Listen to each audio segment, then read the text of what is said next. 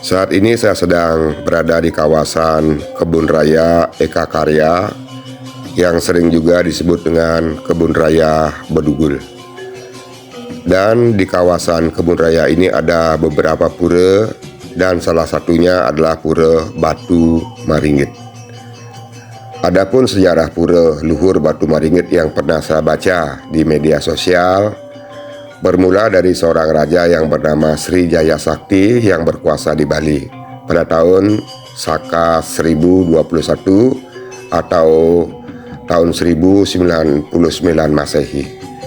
Berdasarkan Raja Purana Pura Watu Maringgit, raja tersebut sangat taat melakukan tapa, barata, yoga, dan semadi, memuja kebesaran Tuhan yang Maha Kuasa, termasuk memuja para leluhurnya. Hal itulah yang menyebabkan penduduk Bali setia dan berbakti kepada rajanya, yaitu Sri Jaya Sakti. Singkat cerita, mengingat usia yang telah lanjut, akhirnya Sri Jaya Sakti mangkat dan digantikan oleh putranya yang bernama Sri Jaya Pangus. Sang putra sangatlah pandai dan cekatan, sama halnya dengan ayahandanya. Di masa Sri Jaya Pangus berkuasa, keadaan Pulau Bali sangat aman dan sentosa. Di masa ini, para Brahmana sangat aktif membina umat dan membuat tempat-tempat pemujaan. Namun setelah Sri Jaya Pangus wafat, kedudukannya sebagai raja digantikan oleh anaknya yang bernama Sri Eka Jaya. Keadaan mulai berubah. Sri Eka Jaya tidak mampu memegang kekuasaan dengan arif dan bijaksana, dan upacara keagamaan di Kayangan yang ada di Bali juga tidak pernah dilaksanakan. Sri Eka Jaya tidaklah lama menjadi raja dan akhirnya wafat. Dan saat ini saya sudah mulai akan memasuki kawasan pura, dan akhirnya Sri Eka Jaya digantikan oleh adiknya Sri Dana Diraja yang dikenal sebagai seorang yang sangat senang memberikan sedekah kepada para pandita. Setelah dia mangkat, kedudukannya sesuai adat istiadat semestinya digantikan oleh putranya yang bergelar Sri Jaya Sunu. Namun Sri Jaya Sunu tak ingin menjadi raja dan meninggalkan istana, dan tidak ada yang tahu kemana beliau pergi. Dan beginilah keadaan Madianing Mandala dari Pura Batu Maringgit. Dan saya tidak akan langsung masuk ke dalam pura utama, melainkan akan lebih dahulu menuju ke Pura Beji yang ada di sebelah pura utama. Dan saat ini memang sudah ada penangkilan, tapi tidak terlalu banyak. Ini adalah jalan menuju ke Pura Beji dari Pura Batu Maringgit. Terlihat di depan sebuah candi bentar. Namun itu adalah candi bentar pemedalan atau tempat keluar.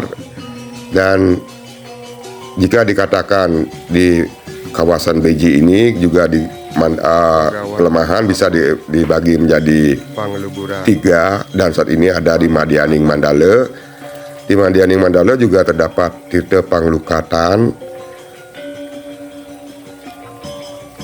dan saya akan memasuki Utamaning Mandala dari Pura Beji Batu Maringgit.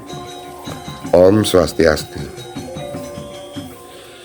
Dan saat memasuki pura, saya melihat ada Dane Juru Mangku yang sedang membersihkan areal pura, menyapu dedaunan yang terjatuh di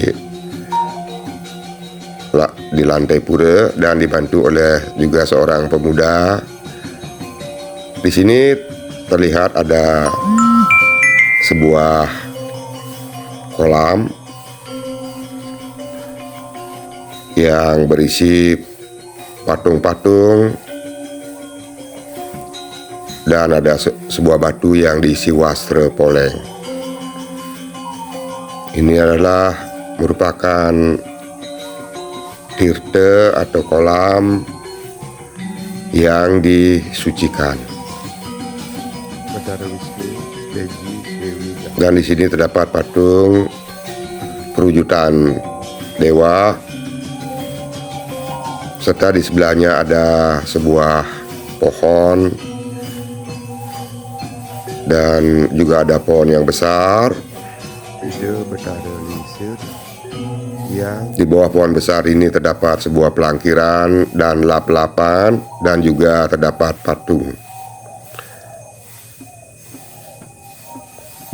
Dan tidak diceritakan perjalanan dari Srijaya Sunu di dalam hutan. Akhirnya tibalah Srijaya Sunu di sebelah barat Danau Beratan, tepatnya sebelah selatan Gunung Tratebang.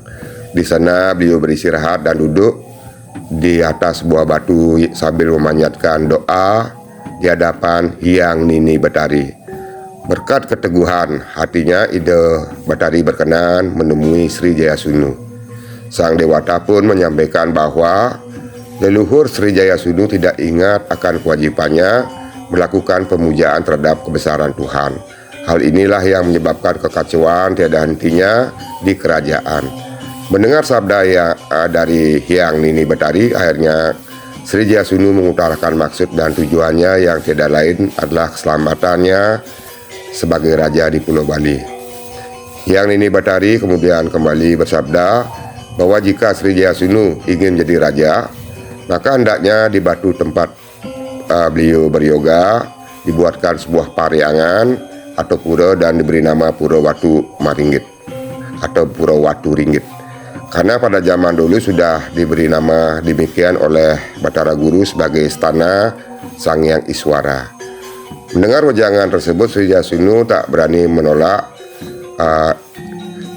titah tersebut. Dengan mengaturkan sembah sebagai rasa syukur, ia pun membuat tempat pemujaan pada tahun Saka 1123 atau pada tahun 1201 Masehi, dan diberi nama Pura Watu Ringgit atau sering dikenal Pura Batu Maringgit seperti titah Hyang Nini Betari, dan dibuatlah tempat pemujaan yang ada sekarang. Namun apakah cerita ini benar atau tidak, saya pun tidak berani untuk memutuskan. Biarlah pemirsa yang nantinya memutuskan atau mencari sumber-sumber yang lebih tepat, karena kesalahan dalam bercerita takutnya nanti akan menjadikan suatu kepercayaan yang diyakini. Namun jika nanti ternyata tidak benar, tentunya itu akan membuat dosa dalam kehidupan sekarang, karena telah bercerita pada sejarah yang pada dasarnya belum tentu kebenarannya. Untuk itu saya hanya mengatakan bahwa saya hanya membaca dari media sosial yang menulis tentang cerita ini. Karena ada juga yang mengatakan Pura Batu Maringgit dibangun pada era perjalanan Ida Resi Madura sekitar abad ke-11 hingga 12 Masehi, atau tahun 1201 Masehi atau tahun 1123 Saka. Sekarang saya akan memasuki Utamaning Mandala dan terlihat ada kelenteng pemujaan agama Buddha. Namun perlu saya tegaskan lagi bahwa yang dimaksud dengan Om Nama Siwa Budaya bukanlah berarti agama Hindu dan agama Buddha, tapi merupakan ajaran dari Nusantara yang mana Siwa adalah merupakan kekuatannya dan Buddha adalah merupakan budi pekertinya, di mana artinya bahwa ketika kita melaksanakan kekuatan Siwa harus didasarkan atas pengertian budi yang utama. Artinya Siwa Buddha bukanlah agama Hindu dan agama Buddha, melainkan agama Hindu Nusantara yang mempercayai tentang ketunggalan Siwa Buddha, yang mana Buddha itu sendiri adalah ada pada Siwa itu sendiri, yang mana Siwa adalah kekuatannya, atau kita jika diumpamakanlah genitrinya, dan Buddha adalah perputaran genitrinya, agar bisa dibedakan antara Siwa Buddha, agama Siwa, agama Buddha, atau agama Hindu dan agama Buddha, dan Siwa Buddha menurut Nusantara. Ida Betara ring Gunung Batu Karu.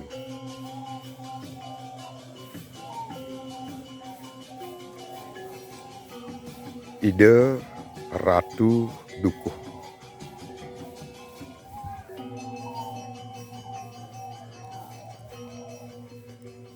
Ida Betara ring Gunung Salak Ida betara ring Gunung Nagaloke, ida betara ring Gunung Silang Jana.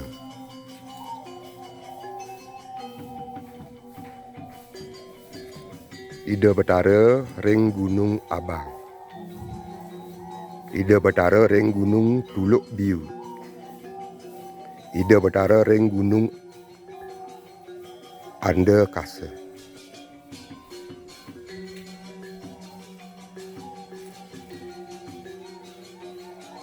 Ida betara ring Gunung Puncak Lesung. Ida betara ring Gunung Beratan. Ida betara ring Gunung Catur.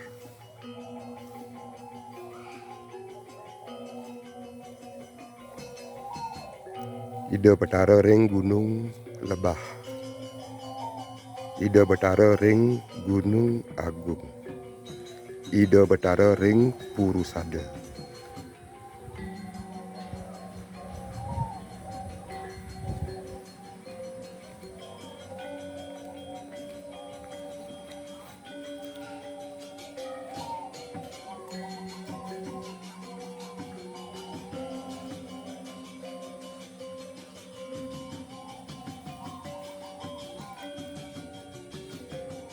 Ida betara Siwa Buddha, Siwa Iswara.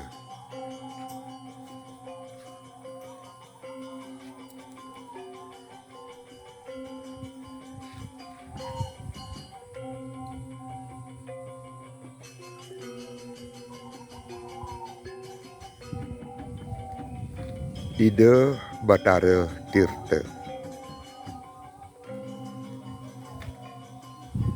Ida Batara Sri Manik Galih. Padmasana Ligih Surya.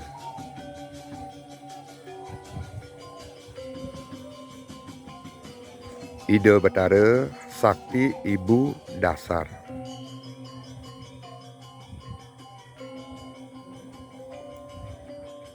Anglurah Agung. Inilah pelinggih-pelinggih yang ada di Pura Batu Maringgit, dan kebanyakan dibuat dengan pola lama, yaitu tumpukan batu, dan beberapa dibuat dalam bentuk pelinggih yang merupakan pengasti dari pura-pura besar yang ada di Pulau Bali, khususnya di puncak-puncak gunung yang ada di Pulau Bali. Pura ini banyak dikunjungi oleh umat Hindu baik dari Pulau Bali maupun di luar Pulau Bali yang ingin melaksanakan persembahyangan dan persembahan, memohon agar diberikan bimbingan dalam kehidupan ini agar bisa menjalankan kehidupan yang benar, berada pada jalan kebenaran sehingga menemukan keselamatan. Dan terlihat sebuah pohon besar, itu adalah pohon besar yang terdapat di Pura Meji, yang kalau dilihat dari besarannya tentunya umurnya juga cukup tua. Di sini terdapat sebuah konco yang merupakan dari bentuk bangunan adalah tempat pemujaan agama Buddha. Namun mohon maaf sekali, saya hanya berpendapat, dan jika salah saya mohon maaf, agar bisa benar-benar bisa dibedakan antara Hindu dan Buddha. Memang toleransi itu sangat penting untuk membuat kita menjadi rukun, dan akulturasi budaya juga sangat baik yang akan menjadikan kita menjadi bersatu. Namun perlu didasari atas pengertian dan pemahaman, dan mengacu kepada sastra-sastra yang sudah ada, sehingga tidak akan melaksanakan sesuatu tanpa pengetahuan. Dan di sini dari pura yang ada di Batu Maringgit adalah menunjukkan tempat pemujaan agama Hindu, yang mana tentunya segala pelaksanaannya adalah sesuai dengan kehinduan yang ada di Bali.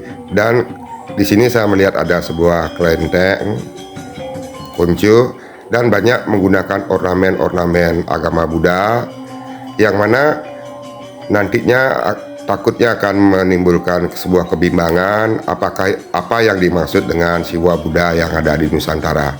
Karena Hindu Nusantara memiliki kepercayaan tentang dewa-dewa, sedangkan di agama Buddha juga ada kepercayaan tentang dewa-dewa seperti dewa perang, Dewi Kuan Yin, dan banyak lagi, sehingga akan membuat definisi awal tentang Siwa Buddha itu akan berbeda. Karena sekali lagi saya tekankan, Siwa Buddha yang dimaksud adalah agama Hindu yang telah mencapai kesempurnaan, di mana memiliki kekuatan yang luar biasa serta memiliki budi pekerti yang utama. Artinya berbeda antara Siwa Buddha dalam ajaran Nusantara dengan Siwa Buddha dalam pengertian agama Hindu yang menganut kepercayaan Siwa Buddha dan agama Buddha. Itu adalah sebuah perbedaan agar dipahami.